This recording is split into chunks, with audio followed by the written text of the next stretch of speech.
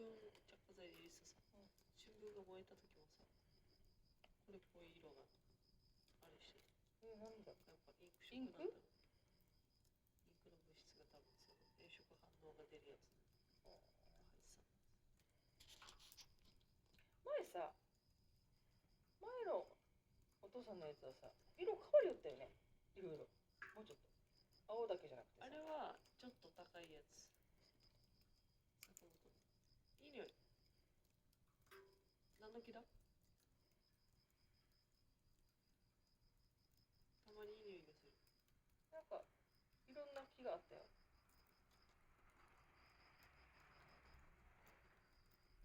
モッポフェア。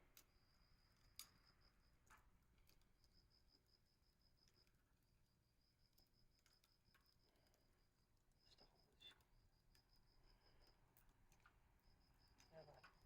明日の司会何も考えてない。そんな何も考えなかったことないんだけど。